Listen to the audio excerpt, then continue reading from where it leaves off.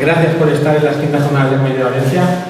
Para nosotros es un placer, un enorme placer, poder tener a Antonio Altaviva aquí con nosotros presentando La Rota. Además, como presentador de excepción, teníamos al divulgador Álvaro Pons. Muchísimas gracias, Álvaro. Álvaro también tenía que haber estado ayer, pero por problemas no pudo asistir, es una pena. Pero gracias por lo que nos apoyáis, gracias de verdad, porque sin vosotros sería imposible. Además, si seguro que lo habéis visto, tenemos la exposición de originales de La Rota, que nunca había estado en España hasta ahora. Y como veis, esta maravillosa charla está patrocinada por la Fundación Divina Pastora. Desde aquí le damos las gracias otra vez por su ayuda en estas quintas jornadas. Desde el principio siempre nos han apoyado y para nosotros es un placer enorme poder tener aquí, como digo, a estos tres grandes artistas. Así que sin más dilación yo os dejo con ellos y le cedo el micro a Álvaro, que será el moderador de la mesa. Muchísimas gracias. Gracias. Un aplauso para ellos.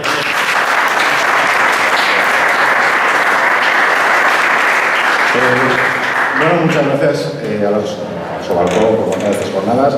Solo, sencillamente, como bien ha dicho Ricardo, esta charla está patrocinada por la Fundación Divina Pastora. Es una fundación que está fuertemente comprometida con el cómic. Es la que patrocina, como sabéis, el premio del Salón del Cómic al Autor Revelación, que este año ha sido para Javi de Castro. Nos hubiera gustado tener aquí también a Javi de Castro, pero no ha podido ser, que ganó el premio gracias a dos grandes TVOs que se publicaron el año pasado: La Gran Aventura, con guion de Josep Busquet, y otro que además entra perfectamente dentro de la política y de la filosofía de la Fundación Divina Pastora, que es Que no me muero, con guion de María Hernández, un TVO que hace lo que parecía imposible, una parodia sobre el cáncer, pero es posiblemente la mejor manera de afrontar el cáncer, esa parodia que yo creo que Javier de Castro borda con su dibujo y con sus ganas de hacer. Esperemos que lo tengamos aquí más adelante a Javi, que podamos hablar con él.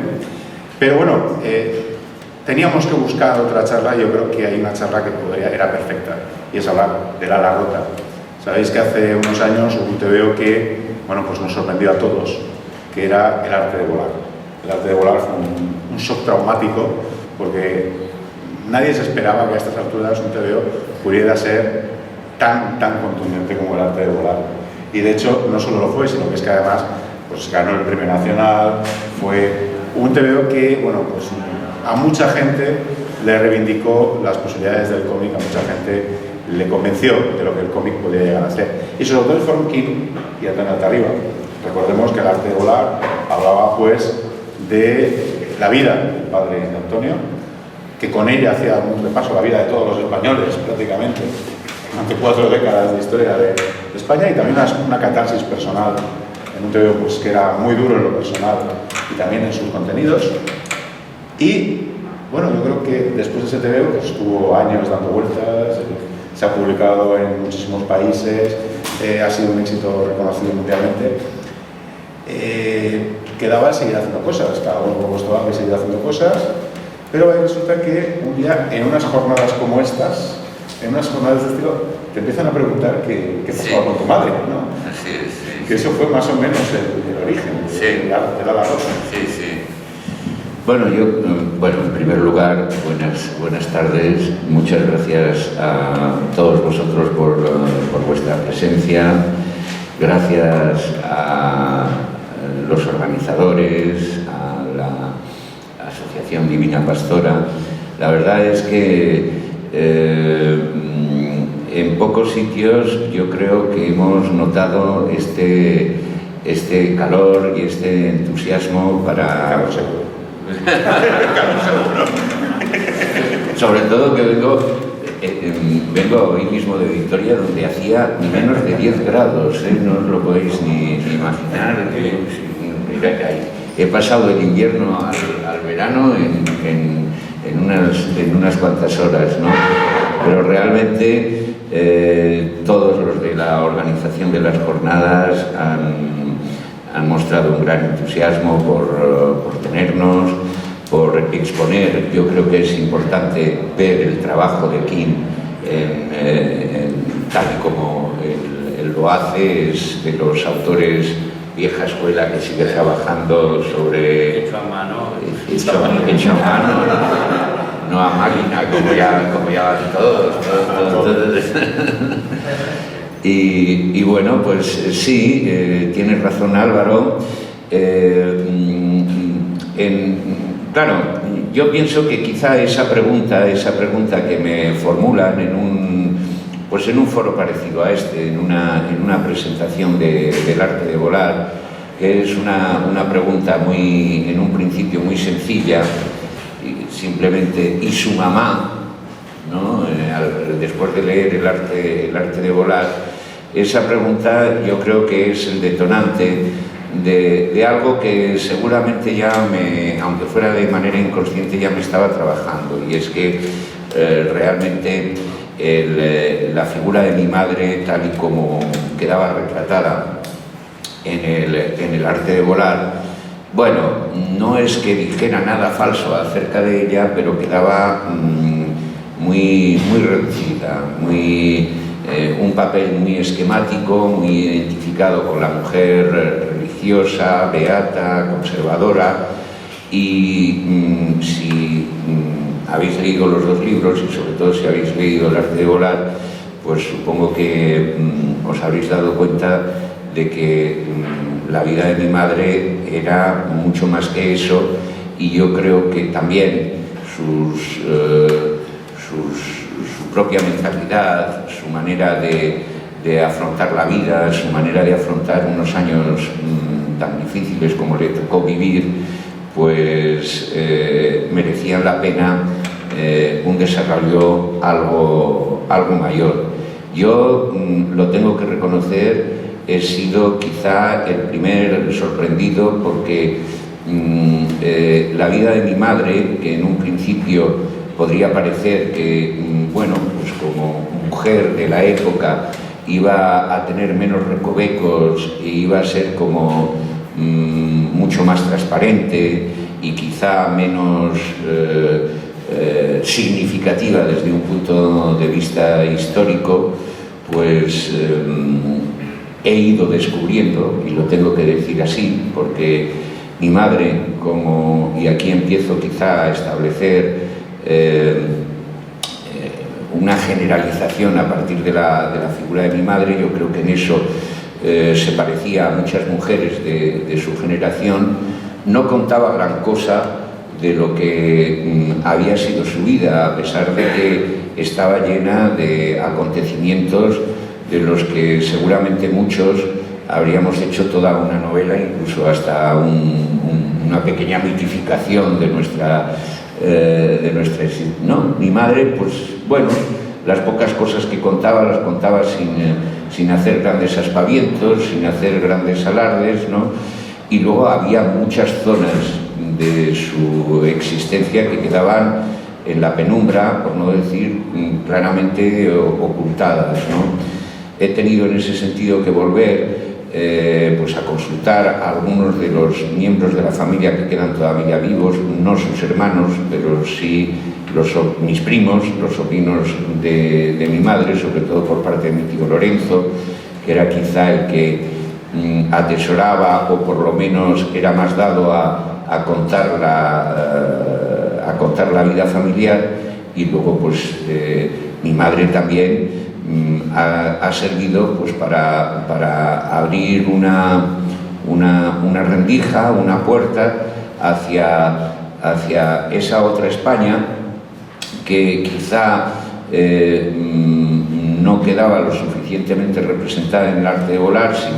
Si la historia de mi padre enfocaba más bien esa España republicana, que tuvo que exiliarse en el 39, en el caso de mi padre volver, y que tuvo que soportar pues las represiones del régimen, yo pensaba que la vida de mi madre no iba a llevarme por estas conexiones históricas, pero descubro que esa frase que ella me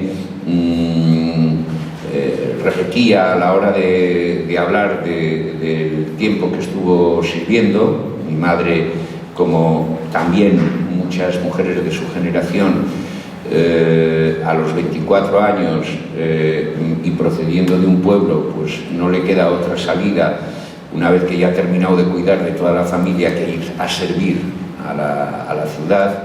Acaba sirviendo en la Capitanía General de la Quinta Región Militar, en Zaragoza, al servicio de un general del que yo apenas sabía el nombre, y lo único que sabía, por lo que contaba mi madre, es que era muy buena persona, porque ella siempre hablaba muy bien de él, era un verdadero caballero, a mí siempre me trataron muy bien, yo tenía mucho cariño por sus hijos, pero no quería mucho a Franco. Y claro, yo eso tampoco le di mucha importancia en su momento, pero claro, a la hora de poner un poco ya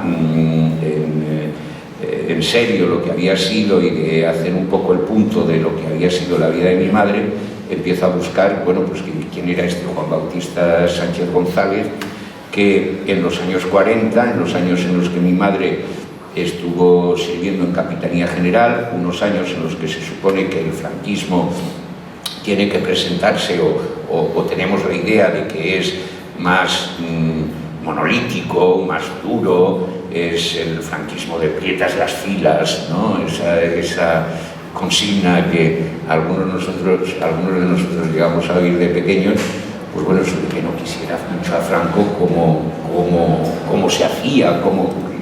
Y entonces, pues eso, claro, me dio esa otra vertiente que también da a la vida de mi madre, quizá pues permite que la vida de mi madre nos dé una perspectiva sobre esa otra España, la España franquista, que tampoco era tan monolítica como podíamos pensar, puesto que este señor, este general, era un monárquico convencido y que estuvo conspirando contra Franco y a favor de la restauración monárquica, ¿no?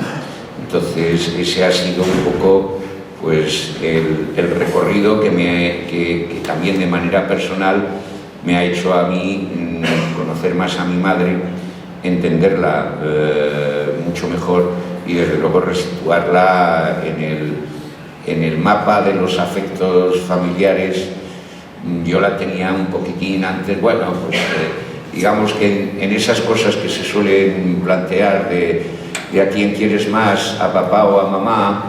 Y yo, si a mí me hubierais preguntado hace unos años, pues cuando estaba escribiendo El arte de volar, pues, mucho antes, yo siempre habría dicho que era yo más a papá, ¿no? Porque, claro, era la figura como más identificada con unas ideas, con una posición crítica, era rebelde, era el antiautoritario, ¿no? Entonces, pues resultaba para mí más fácil de adherir a esta postura, mientras que, digamos que la beatería de mi madre, pues a partir de un cierto momento me echaba un poquitín atrás, ¿no? Luego he comprendido también pues el papel que para esta generación de mujeres que todavía no tenían un discurso de reivindicación feminista al que agarrarse, pues lo que podía suponer este discurso religioso como un discurso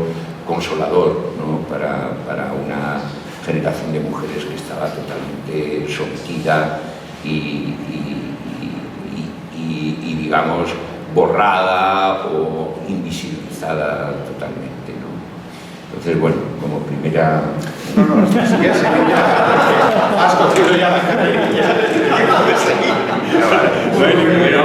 O sea, aquí y yo lo estamos escuchando tranquilamente. Yo he oído no sé cuántas veces. En toda esta línea que has comentado, hay profundas diferencias entre el arte de volar y el ala rota. El arte de volar es un TVO que nace de una necesidad íntima, de una necesidad visceral casi, de expresar un sentimiento, ¿no? En este caso, en aquel momento, pues intentar comprender qué había pasado, ¿no? Qué fue todo. Y en ese sentido, todo el arte de volar es un TVO donde tu presencia es constante, la reflexión, se queda, digamos, ahí una reflexión en la esfera íntima, ¿no? de lo que está siendo. Sin embargo, el ala rota muy rápido se escapa de esa parte íntima para hacer una proyección, como tú decías antes, a lo que era la sociedad de la época, al papel de la mujer, a entender no solo a tu madre, sino a todas las mujeres que eran como tu madre. En ese sentido, yo creo que hay profundas diferencias en cómo se plantean las dos obras, también posiblemente porque no tenías la misma documentación, como comentabas, ha habido una labor en este diferente, y quizá esa manera de plantearlo, no voy a decir más fría, sino un poquito más alejada, no tan visceral, no con los acontecimientos de lo que pasó en el caso de tu padre, ha favorecido pues que la visión sea quizá más global, ¿no? En ese sentido. Mira, pues ahora que lo dices, puede que sí, que sea así. Desde luego es evidente que el estado de ánimo en el que yo escribo El arte de volar es muy distinto al que tengo cuando escribo el ala rota. Claro, daros cuenta de que cuando me pongo a escribir lo del arte de volar, la muerte de mi padre, que además se había producido de esa manera tan dramática, suicidándose, está reciente, ¿no? Entonces, si yo recuerdo un poco lo que fue el proceso de redacción del guión, fue un proceso mucho más doloroso, ¿no? Incluso por momentos tenía que parar la redacción del guión y tomar un poquitín de distancia porque estaba muy implicado en esta historia, muy afectado personalmente. Sin embargo, claro, el arte de volar yo lo escribo, mi madre muere en el 98, es decir, muere antes que mi padre realmente, ¿no? Entonces yo empiezo a escribir El ala rota cuando ya han pasado pues 15 años de la muerte de mi madre. Por otra parte, su final no había sido tan dramático, porque de hecho se puede decir que aunque son destinos que de alguna manera, aunque sean ideológicamente divergentes, tienen bastante puntos en común. Tanto mi padre como mi madre son personas surgidas del mundo rural. Mi madre en un pueblecito de Castilla, entre Valladolid y Zamora, mi padre de Aragón, y ambos terminan además en una residencia de ancianos, pero la diferencia, y eso yo creo que también da una idea de cómo un planteamiento ideológico y ciertas actitudes conducen a ciertos finales y otros a otros.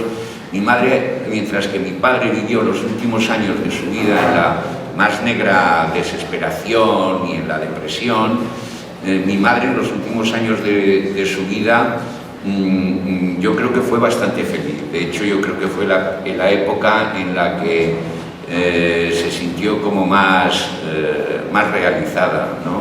Entonces, quizá efectivamente el hecho de que haya esa mayor distancia, hay una cosa también, Álvaro, en eso mismo que tú preguntas. Por ejemplo, una diferencia evidente es que en El arte de volar yo me identifico tanto con mi padre que tomo su propia voz y cuento la historia de mi padre en primera persona, ¿no? Mientras que en el caso de El ala rota no hay una voz narrativa, es decir, de hecho, claro, esa primera diferencia me la planteé desde el principio, pero claro, era evidente, para mí estaba claro que yo no podía tomar la voz de mi madre, en primer lugar, porque, bueno, quizá la identificación con una mujer y con una mujer de esa época, para un hombre, aunque fuera su hijo, y de otra época, me resultaba mucho más difícil. Y por otra parte, es que, así como los testimonios de mi padre, que fueron numerosos, ya venían con su propia voz comentando los hechos, porque él hablaba y comentaba, es decir, que ya la voz narrativa ya casi venía incorporada en el relato que mi padre hacía de su propia vida. Pero como mi madre no contaba, es decir, esa voz narrativa no existió nunca, que la he tenido que reconstruir yo, pues yo creo que hay esa esa apuesta como un poco más a distancia y eso es lo que seguramente hace este efecto que tú comentas de que sea una figura que adquiere una dimensión quizá más genérica, ¿no? La de las mujeres, un poco toda la generación de esas mujeres que lo tuvieron tan difícil.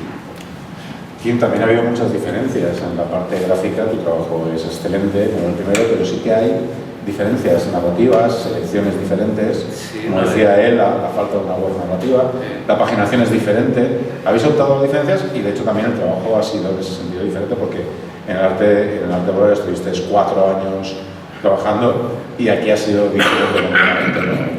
Sí. ¿Cuáles han sido las diferencias fundamentales? Bueno, aquí yo ya era un poco más profesional porque el arte oral para mí fue una cosa nueva. Yo dibujaba en el jueves y claro, no tenía que ver una novela gráfica de 200 páginas, pero me lo pasé bien. El arte oral lo hice a ratos, por eso estuve tanto tiempo, porque yo era una cosa que pensaba, bueno, este libro saldrá y bueno, serán 2000 ejemplares y adiós.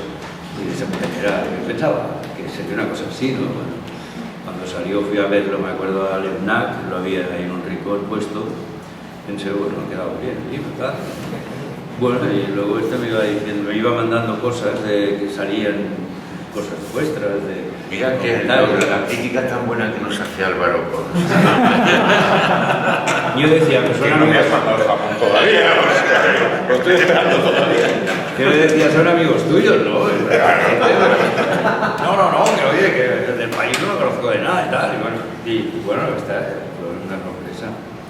Y este libro yo lo he tomado mucho más, claro, ya me sentía mucho más seguro y bueno, lo hice más pequeño porque el arte volar hice las páginas así y me lo han publicado así, o sea que aquí, bueno, esto me cabreó mucho porque claro, el arte volar, la edición esa tan pequeña, no se ve nada, es que se pierden los detalles y, bueno, esto lo veo dibujante, ¿no? Pero en Francia me dicen, no, es igual, pero se ha vendido, ya llevamos 40.000. Digo, bueno, pues, pero en Francia todo el mundo se cabrea, la gente mayor te dice, no, porque están pequeños, que no sé, cuando ven la edición española, pues claro. Y ya hice los mucho más pequeños los dibujos, pero así todo más grandes que lo que sale. Y también seguí con el gris, un dibujo muy clásico, quisiera que me saliera más moderno, pero me sale clásico, no hay manera de cambiarlo esto. Y cada vez ahora los vi colgados y digo, parecen antiguos de verdad estos libros. Es que parecen de los años 50 de verdad. Y ya está bien que parezcan de los 50, ¿no? Porque la historia es esta, pero bueno, yo me lo he pasado muy bien haciéndolo y la verdad es que tampoco me lo leí, el guión. Bueno, esto ya me lo he ido mandando poco a poco. Y yo voy dibujando a medida que lo voy leyendo. Y entonces, bueno, cuando me encontraba con estas historias de su madre, yo le llamaba, oye, esto es de verdad. Porque, claro, yo cuando me dijo la historia de mi madre y me contó lo del brazo, que cuando se está muriendo en el hospital, esto no lo has contado, Cuéntalo. llega a ver a la madre y parece que tenía todo este brazo lleno de cardenales del gota a gota. Y le dice, ¿por qué no se lo ponen al otro brazo? Porque la enfermera dice, su madre no puede abrir el brazo, lo tiene imposibilitado, tiene así. Dice, mamá, ¿desde cuándo tienes el brazo así? Dice, toda la vida. Y yo, dice, bueno, yo no me he enterado. ¿Cómo es posible esto? Y se va a ver al padre y le dice que tampoco se ha enterado. Entonces mira las fotos que tiene en casa y ve que sí, que la madre está siempre con el bolso, va aguantando el niño. Y dice, ¿cómo es posible esto? Incluso las familias tampoco. No. O sea que es totalmente increíble esto, claro. Y cuando me cuenta esto ya digo, vaya, la historia empieza bien. Luego el padre de la niña también es un personaje que hacía teatro con los pueblos. Claro, cuando empezó a contarme esto y luego de lo del militar del capitán general, bueno, la historia es una historia muy completa y a mí me ha gustado mucho la historia esta. Se lo digo siempre que no tiene nada que ver, bueno, con el arte volar y estas cosas, pero la historia está muy bien y, en fin, yo lo he disfrutado. Aunque parezca que no, en esta mesa el más joven es Kim. O sea, parece que es el más joven, pero no. Resulta que somos mayores casi. Es un jovenzuelo. Ahí donde lo ves es un jovencito. Ojalá. Kim, claro, tú lo has dicho, tú ibas descubriendo a los personajes mientras los ibas dibujando, ¿no? Eso, teniendo en cuenta todo lo que pasa después, él te daba No, esta vez ya le algún dije, tipo de indicación. ya le dije, cuando haya un personaje importante, avísame. Cuando haya un personaje importante, pónmelo. Este tío es importante, ojo. Porque en el otro libro, claro, había uno que yo pensaba que ya no volvía a salir y le hacías una cara, pues, sin pensar, un tío más, ¿no? Y entonces cobraba importancia. Entonces yo decía, hostia, este tío le he hecho una cara que no. Y aquí no, aquí ya me avisaba. Pero bueno, aquí casi, toda la gente que sale, mucha gente real. O sea, muchos, los militares están buscados en internet, todos los que salen. Se parecen más o menos, pero algo se parece. Y bueno, los personajes, sí, el padre me lo inventé, claro, y la madre, también sin querer, esto es una cosa curiosa, no sé si le pasa a todos los dibujantes. Los personajes lo empiezan a dibujar de una manera, intentando imitar al real, y se te va yendo de las manos y se va convirtiendo en un personaje que él mismo cobra vida y la madre me pasó esto. Claro, yo la hice guapa, de jovencita, la hice guapa y tal. Y luego cuando se fue haciendo mayor, pues yo pensaba, bueno, la tengo que ir envejeciendo poco a poco. Y lo iba haciendo, ¿no? Y me salió una señora mayor, pero muy distinta a la que había hecho al principio, que es la escena del hospital, donde la madre, donde le descubre el brazo, empieza así el libro, ¿no? Entonces yo había hecho la señora tal como eran las fotos. Y tuve que cambiar todas las caras porque cuando envejeció, entre las páginas fue envejeciendo, me di cuenta al volver al principio, digo, pues no se parece en nada. Y pensé, qué raro es esto, ¿cómo es posible que se me haya pasado esto? Entonces nada, decidí cambiar la señora del principio y claro, tampoco se parece ya mucho. Pero bueno, esto ocurre en el cine y ocurre en todas partes. Yo le mandé todo el álbum familiar completo, Bueno, tenía... Sí. Pero bueno, es una cosa que no... Claro, lo estábamos comentando. En la anécdota que ha dado Kim, pensamos sacarlo ahora precisamente, es una anécdota que demuestra hasta el punto de la dificultad de obtener información. O sea, el hecho de que tu propia madre tuviera una lesión en el brazo que impedía doblarlo y que tú no fueras consciente, bueno, ni tu familia, hasta el final, porque ellas no ocultaban. Lo que nos está hablando es una generación de mujeres que estaba acostumbrada a ocultar, a silenciarse y a no dar ninguna pista de sus problemas. Eso hace, evidentemente, que entrar en esa vida sería bastante complicado. ¿Qué parte has tenido tú que ir un paso más allá? Algo que en varias, por ejemplo la del central. Sí. No, hay varias partes del... por ejemplo, yo la primera foto que tengo, y eso también forma parte un poco de la época, la primera foto que tengo de mi madre es cuando ya ha llegado a Zaragoza con 24 años. De todo lo que fue su infancia y juventud en el pueblo, no tengo nada, y ahí lo único que tenía era pues el relato de su nacimiento, que eso ella sí lo contaba, bueno, yo creo que casi con una neutralidad y con una, como habiéndolo asumido, si lo pienso con distancia, que resulta un tanto inquietante, ¿no? Porque la frase de mi madre, me acuerdo que sí, yo cuando nací, mi madre murió en el parto y mi padre, como estaba muy enamorado de ella, me quiso matar. Y si no es por mi hermana Florentina, que me arrancó de los brazos de mi padre, pues no estaría hoy aquí. Y ya está, ¿no? Entonces, claro, entonces eso, claro, el nacimiento sí que lo conocía. Mi tío Lorenzo, que era el hermano mayor,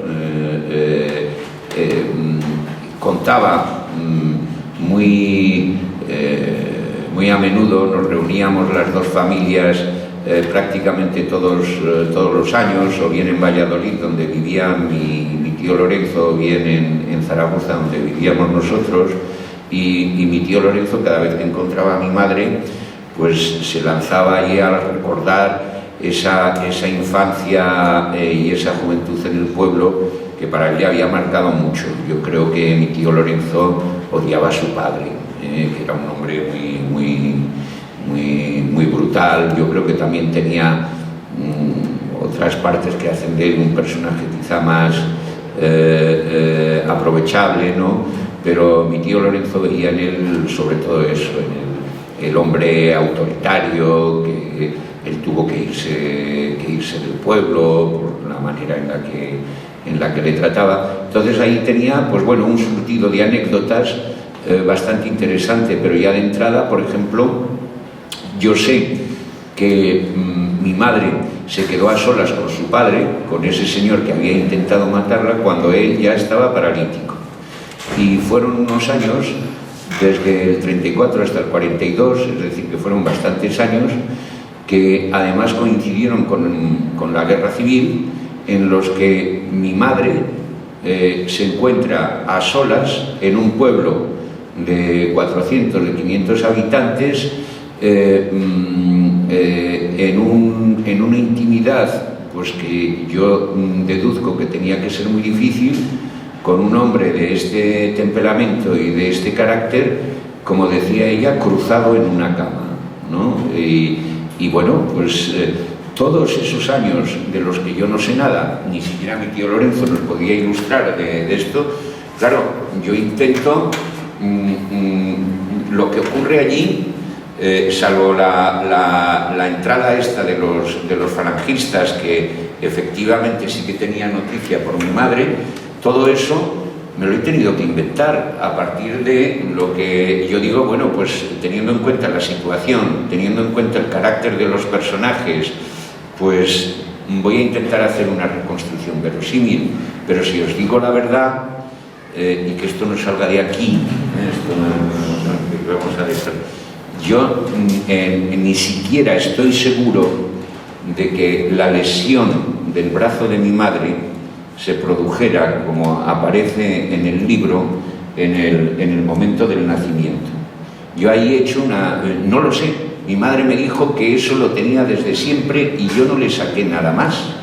Entonces yo deduje, uní ese desde siempre con esa otra expresión de que mi hermana Florentina me arrancó de los brazos de mi padre, para decir, bueno, pues quizá en ese forcejeo es donde se produjo la lesión. Claro, narrativamente además, incluso simbólicamente, viene muy bien, ¿no? Entonces yo lo he puesto ahí, pero no estoy seguro de que fuera así. Es decir, que hay, efectivamente... No pasa nada. Pero como sé que no lo van a contar y todo esto... No, yo lo acabo de poner en Twitter, o sea, lo acabo de colgar ya. Hay otra cosa que también es inventada en ese sentido, pero aquí te mojas completamente también, que es en la parte de la muerte de Sánchez González. Sí. Ahí realmente haces todo un relato de la conspiración por la restauración monárquica. Sí. Bueno, es que claro, lógicamente entras en un terreno en el que, bueno, pues no hay documentación. King, por ejemplo, sí que había oído hablar de este general. Sí, yo recuerdo que yo era pequeño y mi padre, junto con amigos, hablando de un desafío entre militares en un hotel a tiros. Claro, esto lo oí y pensé, como en el oeste. ¿Y quién era? Y bueno, al día siguiente lo enterraban. Y esto recuerdo que se habló mucho del desafío de los militares. Entonces, cuando me explicó esto, digo, pues no me acuerdo de esto. Entonces hablé con un periodista de La Vanguardia en Barcelona, un señor ya mayor, y me dijo, mira, este tío, todo el mundo cree que lo mataron, porque vino aquí Muñoz Grande y al día siguiente estaba muerto. Y claro, dijeron que era un ataque al corazón, pero dice lo del desafío, yo lo he oído explicar, dice, pero lo del círculo militar no salió ni nada. Entonces, bueno, pues sí que me contó la historia del torero. Esa anécdota te voy a preguntar también, es tuya, ¿no? No, esta me la contó este periodista, me dice, hay una historia muy buena de este capitán general, dice, era muy aficionado a los toros, y en Barcelona había un torero que era chamaco, que estaba muy de moda. Entonces, había un crítico en un periódico que se lo cargaba cada corrida. Y este se cogió un cabreo, lo iba a mirar y dice, otra vez este tío que se carga al chamaco, ir al periódico y traérmelo detenido. Y se lo traen detenido al capitán general. El tío, ojo, no. Bueno, imagínate, este dice que lo conocía. Y que lo tuvo un día o dos ahí, medio, hasta que no le convenció de que era bueno, un buen torero. Claro, el otro no se dejó. Y esta historia es real, o sea, que debía ser este tío, el capitán general un poco cachondo. No sé si el periodista pensaba. No sé si el concepto del periodista de cachondo era el mismo. Pero acabaron amigos. Sí, el síndrome de Estocolmo por ahí, creo. Bueno, no sé si tenéis preguntas, ya que tenemos aquí a Antonio y aquí. Por aquí. ¿La escena de la hora del padre en la cama? Ah, sí. Eso es totalmente cierto. Eso forma parte de las anécdotas que contaba mi tío Lorenzo, y además la contaba con, yo creo que era el punto en que él consideraba como más revelador del carácter de ese padre que él aborrecía, cuando decía, fíjate que estaba paralítico, que sabíamos que no podía salir detrás de nosotros si nos íbamos corriendo o si no nos acercábamos, pero le teníamos tanto miedo que cuando nos decía, Lorenzo, acércate más, ¿no?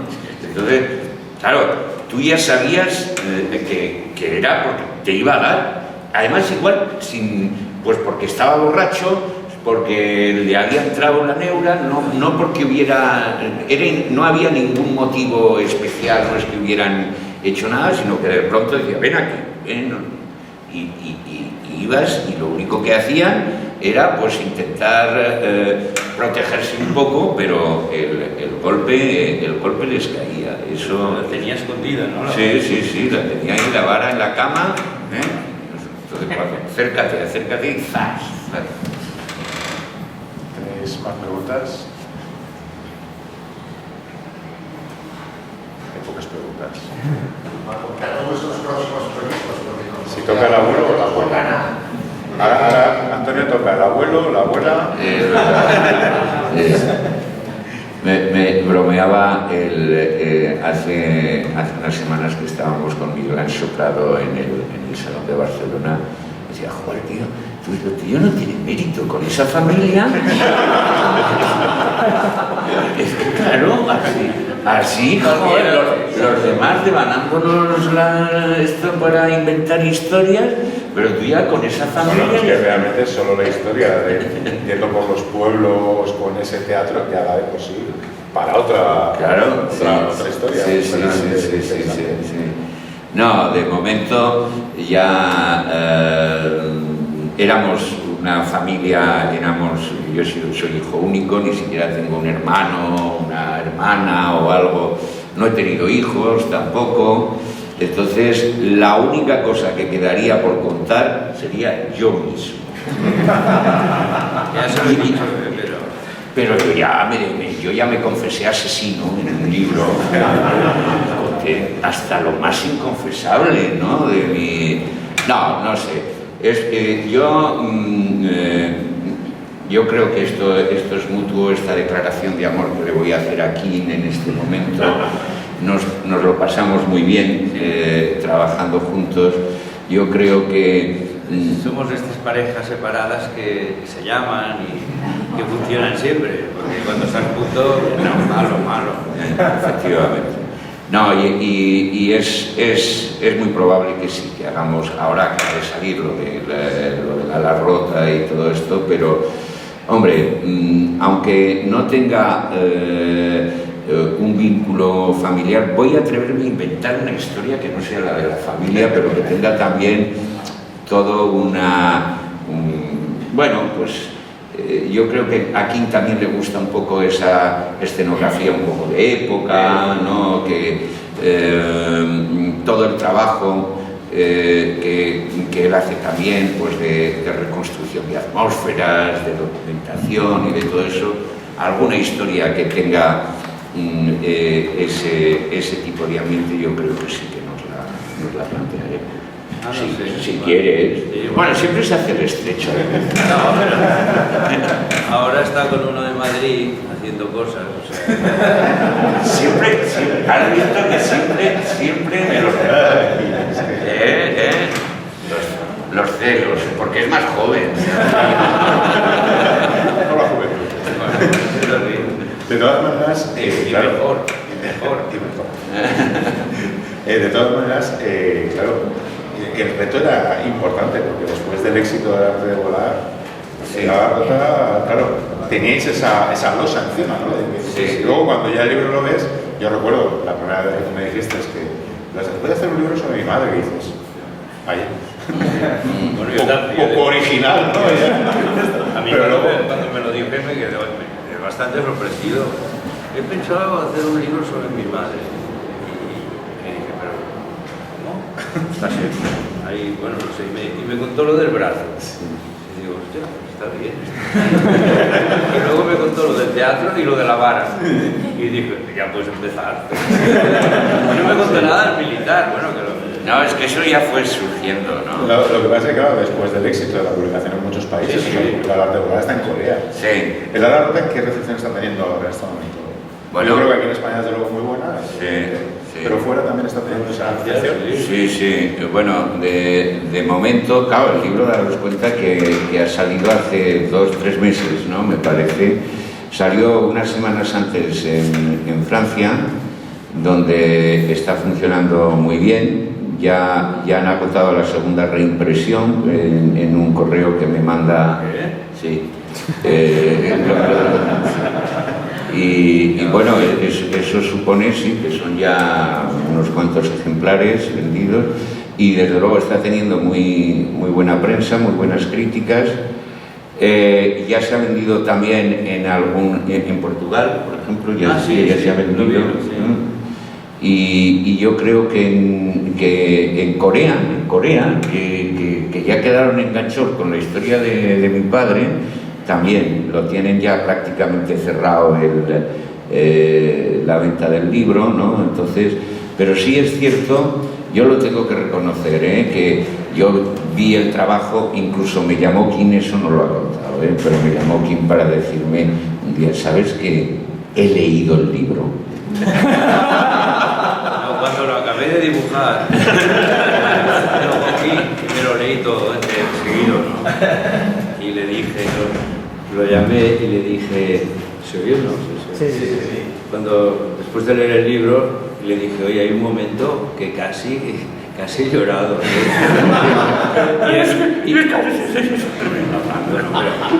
Pero bueno, el tío estaba muy emocionado, me dijo, no, sí, ya. Yo también, bueno, porque yo le fui mandando escaneado todo el libro, ¿no? Pero claro, es muy distinto leerlo seguido a leerlo, pues, irlo haciendo poco a poco. Y la verdad es que encontré que funciona súper bien, o sea, y esto sin un texto de apoyo, que esto es increíble. Es que luego, cuando te das cuenta, dices, pero ¿cómo puedes explicarlo todo sin ni nada? Bueno, hay un momento, que es cuando cuenta la historia a otro, pero bueno. Y bien, Yo de todas formas reconozco que sí que tenía un poco al principio tenía un poco de inquietud, digo, joder, no sé, esto, en primer lugar, además, también es la primera vez que trato un personaje femenino que también, no sé, a mí me parece que es más difícil, por lo menos para mí, además mi madre, ¿no? Entonces, no sé, tenía ahí, y luego lo que tú dices, ¿no? Que estaba un poco el arte de volar, y también digo, bueno, yo espero que el libro vean que tiene la entidad suficiente y que no se trata simplemente de decir, bueno, pues al rebufo de papá ahora meto mamá, luego ven los primos, los sobrinos, todo esto, ¿no? sino que es que realmente lo merecía y bueno, pues yo creo que sí, que bueno, es algo. Sí, existe la falsa o la idea errónea de que sobre la época esa, la guerra civil, la guerra mundial, estaba ya contado todo y nos estáis sorprendiendo, Paco Roca con los cuerpos del azar, Sento con la historia de Pablo Uriel y vosotros ahora nos habéis dejado fritos con estas dos novelas. Que hay mucho que contar y hacía falta narradores y dibujantes como... Pero eso, por supuesto, también es sorprendente. Sí, pero No, yo están creo saliendo que las historias ahora escondidas, La parte perdidas. esa del franquismo que también había... Estaba leyendo esta mañana que me ha recordado... Sí. Así como es un género en otros países, ¿no? El género de la guerra mundial, de la guerra civil. Aquí es como que ya cansaba. No, hacía falta narradores nuevos que le dieran vida a esos personajes que estaban ahí perdidos y en una investigación tan increíble, ¿no? de tu familia, que es verdad, eran mujeres que estaban silenciadas. Yo pienso, me haces pensar en mi madre, en mi abuela, y son personajes secundarios que yo pienso en mi abuela y no me acuerdo de nada. Me acuerdo de que me daba una caseta y le tenía un poco de manía por eso, claro, porque era muy tacaña. Pero que no sé nada. Y mi abuelo me contaba todas las historias que sé ahora, pero a través de mi abuela no sé nada, además era sordo. Ya. No, pues efectivamente yo creo que tenemos ahí... Sé que hay, por un lado, porque también como hasta esta idea, ¿no? Lo del el libro de Isaac Rosa, otra novela sobre la guerra civil. Claro, no se trata tanto, en primer lugar ya lo que digo es que no es sobre la guerra civil, en primer lugar es sobre la historia de mi padre, de mi madre, entonces pues, es la historia de una generación y es la historia de un país y daros cuenta que claro, es todo un siglo que terminó hace 4 días, ¿no? Porque mi padre muere en 2001, que ahora nos puede parecer que es mucho, pero bueno, históricamente tampoco es que haya pasado mucho tiempo.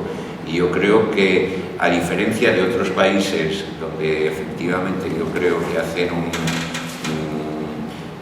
una revisión y aprovechan mucho más el filón de la propia historia, aquí somos un poquitín descuidados para esto y sobre todo, pues como planteabas, es verdad que hay una historiografía, digamos oficial, tú hablabas de Paul Preston, creo que ahora además han hecho una adaptación al cómic, ¿no? de la historia de la guerra civil de Paul Preston, ¿no? Pero esta parte yo creo que a mí me parece que es muy importante de que la historia con mayúsculas, por decirlo así, la historia oficial, la historia de los grandes personajes, de los generales, de las batallas, que aparezca como segundo plano para ver cómo todos esos incidentes conforman, determinan la vida de las personas corrientes, porque claro, mi padre y mi madre pues no pueden ser más representativos, yo creo, de lo que era la sociedad mayoritariamente de la época, ¿no? Y entonces ver que bueno, pues que no se trata solo de batallas, que no se trata solo de apuestas igual muy valientes, pues podríamos decir, bueno, pues lo que hicieron los milicianos o lo que hicieron no sé qué, las resistencias heroicas, cómo aguantaron en Madrid, los bombardeos.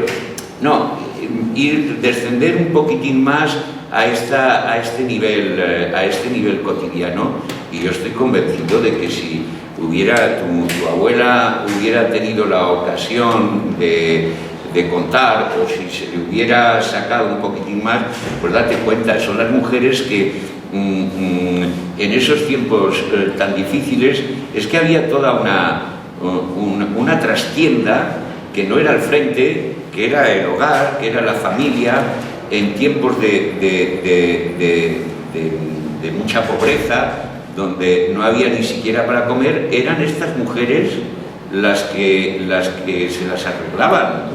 Cuéntate, mi abuela, me contaron algo que protegió a mi padre y sus hermanos de una bomba y se quedó sorda por eso. O sea, la casa se destruyó y ella los protegió y se quedó sorda. Ahí hay una novela. Bueno, pues fíjate. Y sería la heroína, ¿no?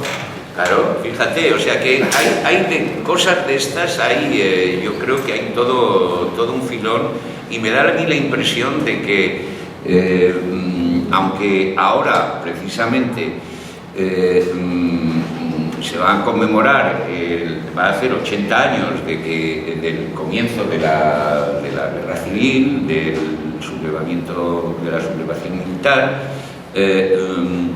pues a pesar de todos estos años y de toda esta distancia, yo creo que precisamente estamos en un momento, y yo lo voy viendo, donde no sé si es porque el tema ya se está enfriando lo suficiente y son más los nietos, creo yo, que los hijos, los que están como interesados por saber, bueno, ¿y qué pasa? Eso del abuelo y esas cosas que contaba y todo eso, los hijos, al fin y al cabo, yo creo que como entre que, por una parte, vivimos los 40 años o parte de los 40 años de franquismo donde no se podía hablar, y luego ese pacto de la transición que consistía en que, bueno, mejor pasamos página, no vamos a estar aquí metiendo el dedo en la llaga constantemente y tal, por una razón o por otra, pues han sido 80 años donde no se ha afrontado el tema, yo creo, con todo el potencial que tenía. Y ahora me da la impresión de que, y además el cómic está en ese sentido resultando un medio muy, muy activo, ¿no? Ahora en noviembre va a haber en Angulema un gran congreso internacional que tiene como tema la guerra civil en los cómics, ¿no? Y bueno, me van mandando un poco la lista de invitados, y todo eso, ya no tienen sitio porque están desbordados por la cantidad de gente que no solamente en Francia y en España, sino de todo el mundo, quieren apuntarse y hacer ponencias y todo esto, porque yo creo que ha sido un medio, y está siéndolo, que está cumpliendo en ese aspecto una labor muy importante. Muy bien, yo creo que ya es momento de ir acabando. Hay más actos dentro de las quintas jornadas, creo que ahora hay una guerra de dibujantes. Muchas gracias a todos por haber venido, y muchas gracias Antonio, muchas gracias Kim, y muchas gracias a todos.